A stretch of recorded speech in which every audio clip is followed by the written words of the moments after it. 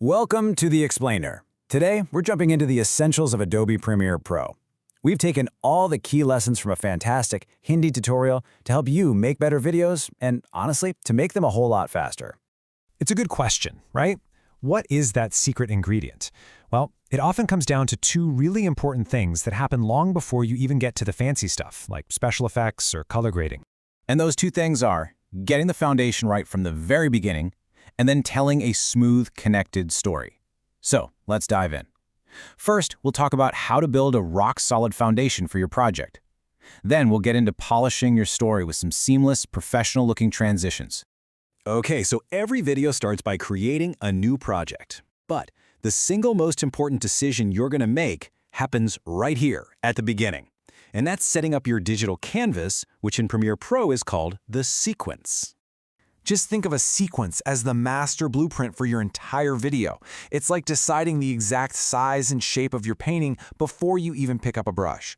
This one setting controls the final size and even the speed of everything you're about to create. And this is exactly why it's so critical. For example, if you're making a YouTube video, your sequence needs to be horizontal, widescreen. But if you're creating an Instagram reel, that's got to be vertical to fit on a phone screen. You have to pick the right canvas for where your masterpiece is going to end up.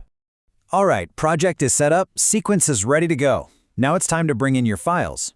But let's be real, this is where things can get chaotic really fast. You've been there, right? You import your main video files, some extra shots, photos, music, a few sound effects, and suddenly you can't find anything. It's a total mess. But don't worry, there is a super simple tool to fix all this chaos. And the solution is bins. Yeah, it's a simple name, but it's a powerful idea. They're basically just folders that live inside your Premiere Pro project, and trust me, they are the absolute key to a clean and efficient workflow, especially as your projects get bigger.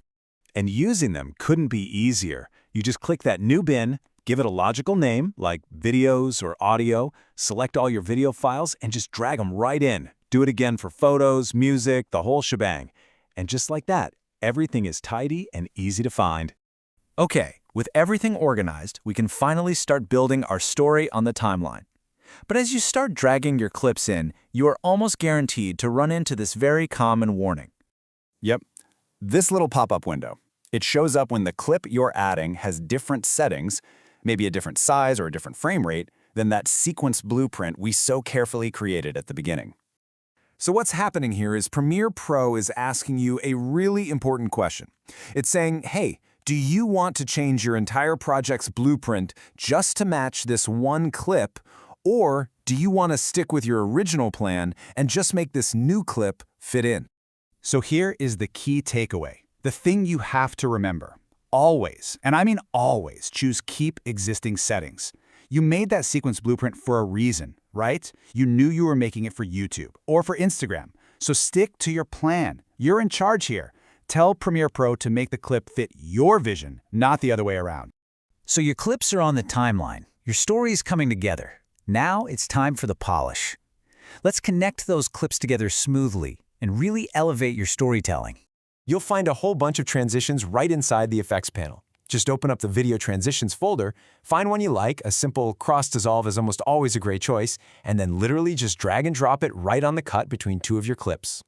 But sometimes, instead of getting that nice smooth transition you were hoping for, Premiere Pro just says nope and throws up a warning that stops you right in your tracks. The error says insufficient media. It sounds kind of technical, but all it really means is that the transition has no extra footage to work with. Your clips end exactly at the cut, which means there's zero room for the effect to overlap them. Now this is where it gets really cool. The original Hindi instructor explained this with such a brilliant analogy. He said, just as you stretch your legs according to the blanket, you should apply transitions according to the clip. And that just perfectly illustrates the point. For a transition to work, your clips need what editors call handles. It's just a term for the unused video that exists before the start of your clip and after the end of your clip on the timeline. It's this extra material that the transition uses to create that smooth overlap. So, no handles, no transition. Simple as that. And there you have it.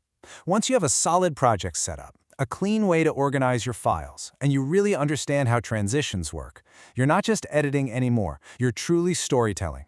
So the only question left is, how will you connect your story? That's all for this explainer. Go create something amazing.